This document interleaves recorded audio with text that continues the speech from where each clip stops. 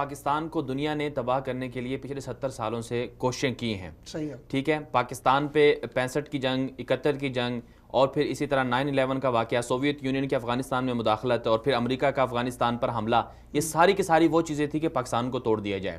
اور پھر ابھی جو یہ حملے جو ابھی بھارت کرنا چاہ رہا تھا پاکستان کے خلاف اسرائیل کے ساتھ اور امریکہ کے ساتھ مل کر, تو اس کو بھی پاکستان نے ناکام بنایا.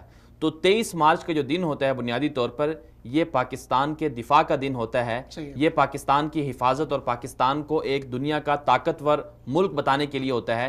اس دن ہم فخر کرتے ہیں. یہ دن ہمارے لیے گویا کہ ایک ایسا دن ہے جس میں ہم پوری دنیا کے سامنے, دنیا کے 3 ارب 3.5 ارب جو لوگ ہیں ان کے سامنے ہم پاکستان کے 22 کروڑ جو لوگ ہیں وہ سینہ تان کر کھڑے ہوتے ہیں کہ ہمیں کوئی شکست نہیں دے سکتا. ہم دنیا کی پاورفل قوم ہیں, ہم دنیا کی بہادر اور جذبے سے اور شجاعت سے جو لبریز قوم ہے. تو یہ وہ دن ہوتا ہے, اس دن ہم یہ پوری دنیا کو باور کراتے ہیں کہ اگر کوئی ہم سے لڑنا چاہے, اگر کوئی ہماری طرف میری آنکھ سے دیکھنا چاہے تو ہم اس کو اچھی طرح سے جواب دے سکتے ہیں. تو اس دفعہ کا جو 23 مارچ ہے مجھے بہت خوشی ہو رہی ہے کہ پاکستان کا JF-17 تھنڈر طیارہ جو پہلے کبھی تجرباتی طور پر استعمال نہیں ہوا, وہ استعمال کیا گیا. اس نے دنیا کو دکھا دیا کہ ہماری فضا جو ہے وہ محفوظ ہے. اسی طرح پاکستان نیوی نے جس طرح سے ان کے آبدوز کا سراغ لگایا, تو یہ پاکستان کی نیوی نے بھی بتا دیا جب وہ فضاؤں میں جائے گا تو ایک تجربہ کار, ہاں تجربہ.